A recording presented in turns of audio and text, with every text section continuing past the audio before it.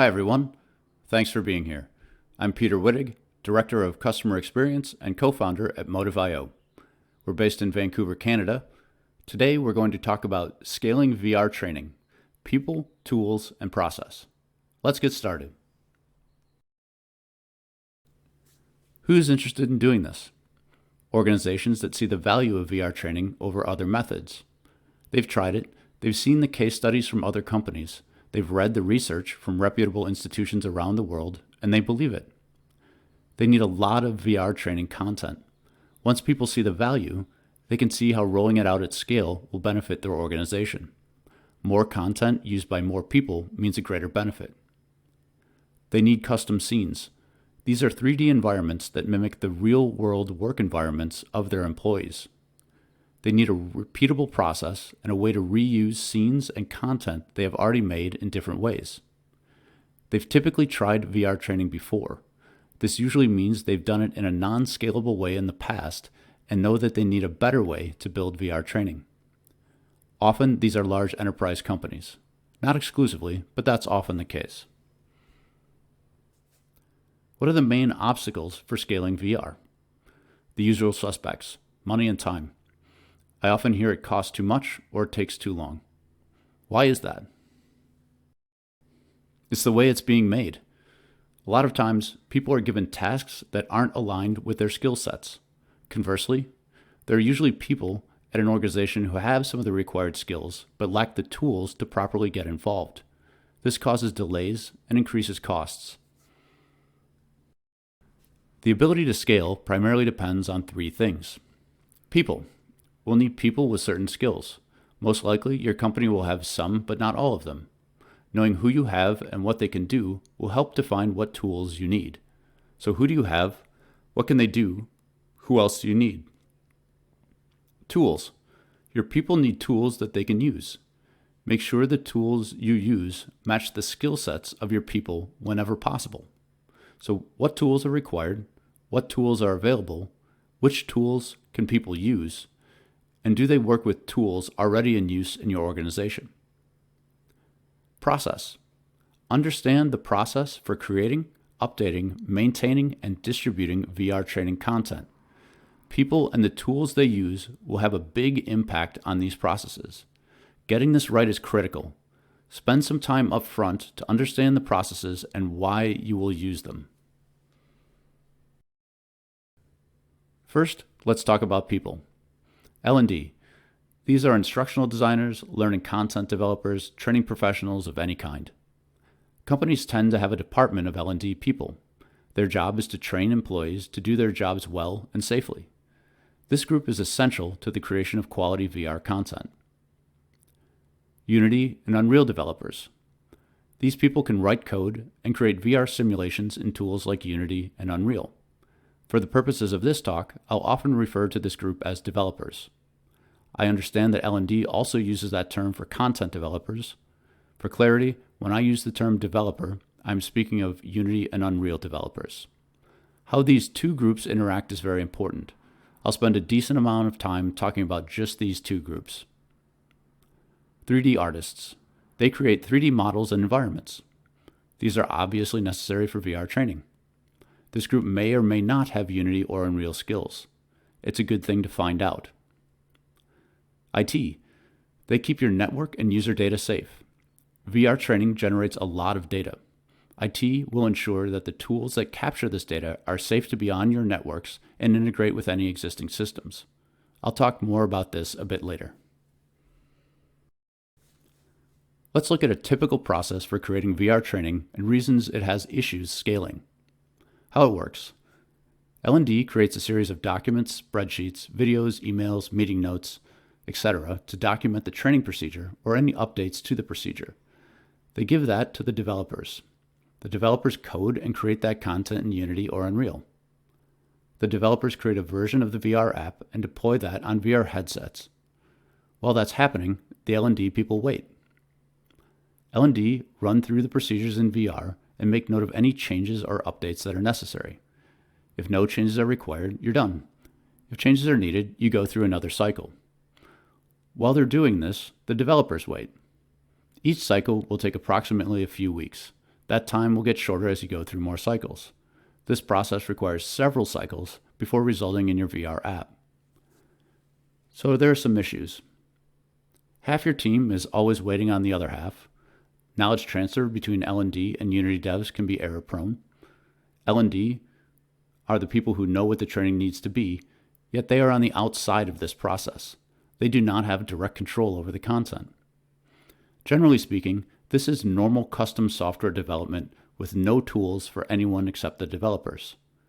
This is how the web was in the late 90s and early 2000s. You needed teams of developers to do anything. This changed when tools became available for other people. To be clear, you can definitely make quality content this way. However, the process makes scaling much more difficult. This is slow and expensive. Most companies will balk at the price of scaling with this process, even if you have a successful pilot. We call this VR 1.0. This isn't the only way. Let's look at why this process does not take full advantage of the people at your organization. This is the same process. Here are the people involved. I've added 3D artists to this as well. All these people have specific skills. Here they are. It would make sense that the people who have particular skills do those associated tasks. However, that's not what happens in the process we just saw. This is what happens. The developer needs to take them all on.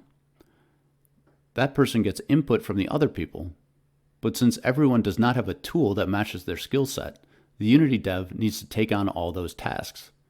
Needless to say, this is less than optimal. Here's an analogy. We want a new song and a way to play it. Let's hire an engineer to build a music box. This engineer is not a musician and can't read music. We'll get a musician to whistle or hum the tune to the engineer until they get it. It takes some iteration to get there. In this case, the musician doesn't have direct control of the content. The content is part of the machine. If we want to change the song later, we need to crack open the music box, make changes, test, and send it back out. It might be easier if the musician had a guitar.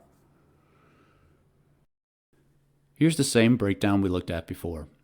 When the engineer is the only one with tools, the process is bottlenecked for two reasons.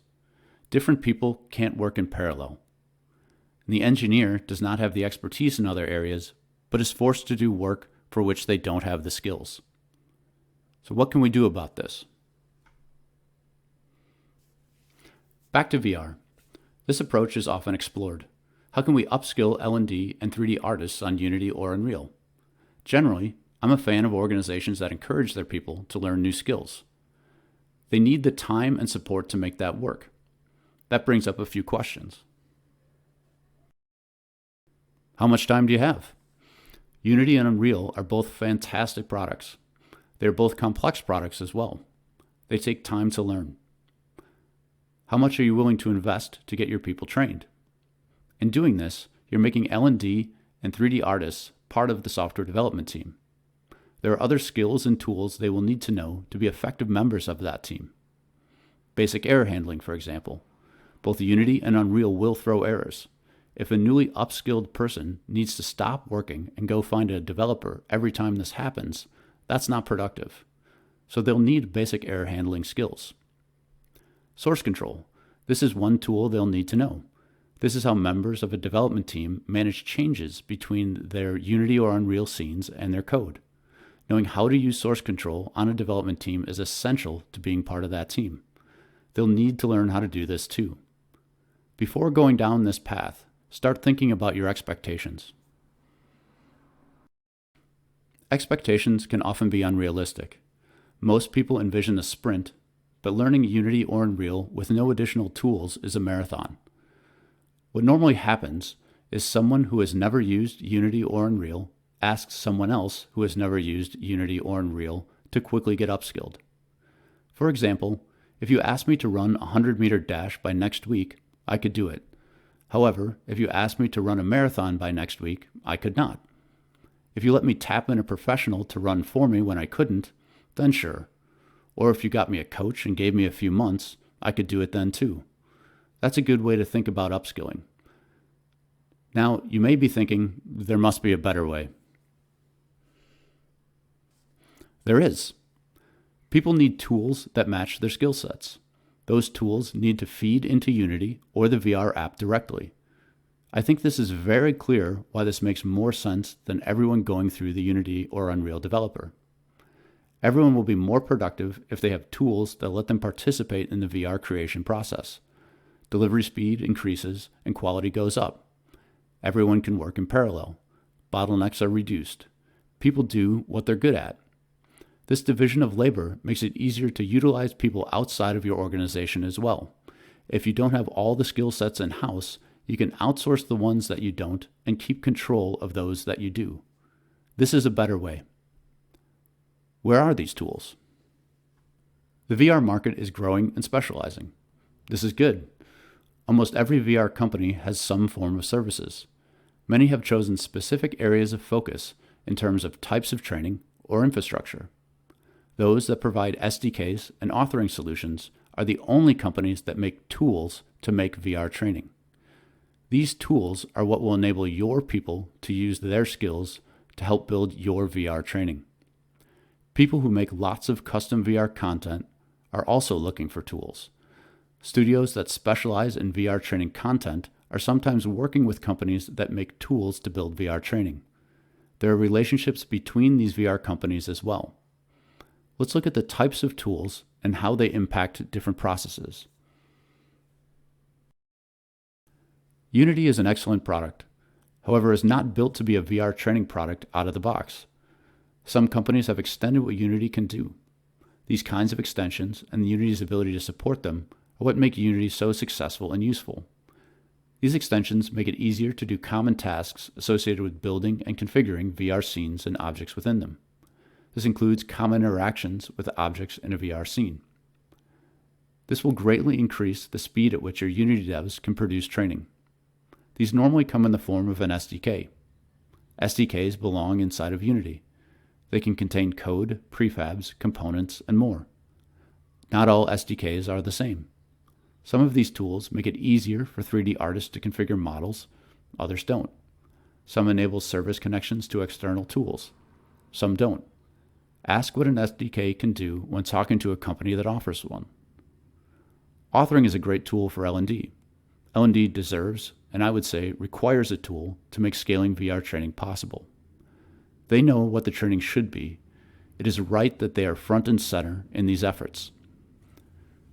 Sometimes authoring lives inside of Unity, sometimes not. Authoring makes it easier for L&D to be productive and get training content into the VR medium. When authoring is inside of Unity, remember that the L&D person will need the time and support to get upskilled to use it. Also remember that all of the training content will be packaged inside of the VR app, much like the music box. This way is certainly better than not using tools, but it has implications when deploying training content changes to headsets already in the field. Authoring tools can live outside of Unity as well. This has a few advantages. First, L&D does not ever need to touch Unity. Unity SDKs will know how to automatically retrieve content authored in the authoring tools. This point is important. This is true even after the VR scene has been deployed to a headset. This means content is not packaged in the VR app. Here's another analogy. Think of a theater where a play would be put on. There is a stage, lights, sounds, props, and an actor. The play has a script. It says when the lights and sounds are used, where the props are, and when and how the actor uses the props. A script update comes through. The order in which things happen are different. Light and sound can be easily changed. Props can be rearranged and reused. The actor is the trainee, the L&D professional is the writer-director, and the developers are the construction crews that built the theater. Once the theater is built, it can be used to stage many plays. Those plays are written by the writer, not the construction crews. This is as it should be. The same is true in VR. When the authoring tool is outside of Unity, content can be changed without changing the theater, unlike the music box. Keeping this analogy in mind, let's look at the effect of having content both dependent on being in the VR app and independent of it. At this point, content is created inside of Unity somehow, and your VR app has been deployed to headsets in the field. An update needs to go out. Here's how it's done. L&D requests or makes a change. The developer creates the build and deploys it to a test headset. This process gets repeated until a build has been approved. It is uploaded to an MDM solution and distributed to headsets in the field. A developer is required for each and every change that you want to deploy. The key here is the need for a new build.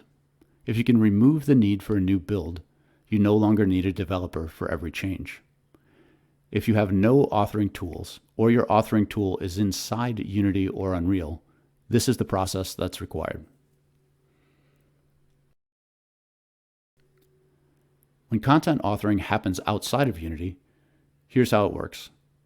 Again, the situation is your VR app has been deployed to headsets in the field. An update needs to go out. Here's how it's done. The L&D professional decides to make a change. They use the authoring tool to make the change and any adjustments. They distribute that change via the authoring tool. No developer required.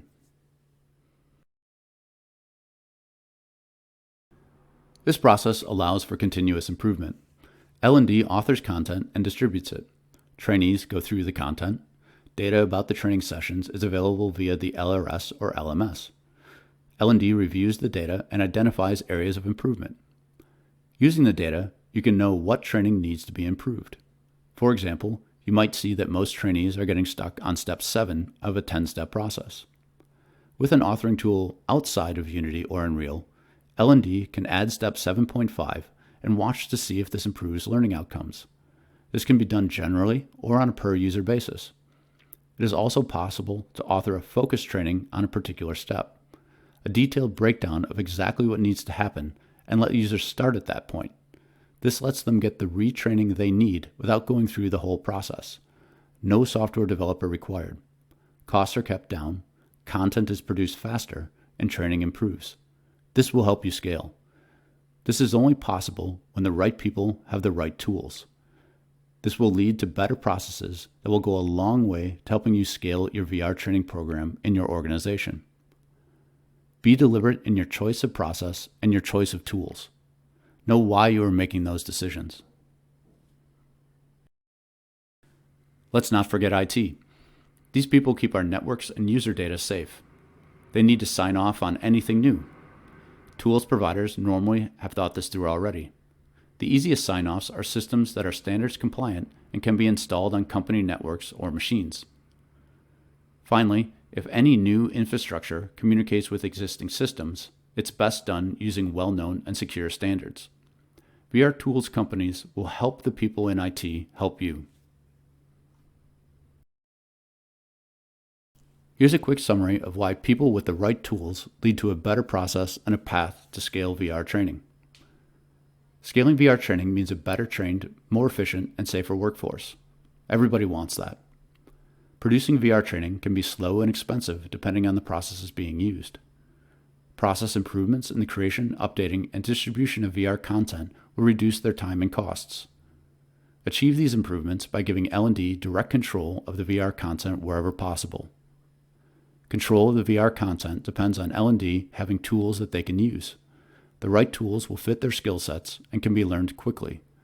When L&D have tools they can use, developers are involved less often. Less developer involvement reduces the time and cost of producing VR training. Once L&D has a VR environment, the right tools let them create VR training scenarios without developers. Lower costs and faster in-house creation will allow you to produce more VR training. This means more of your employees can benefit from it. Study after study shows VR training will reduce training time, yield better results.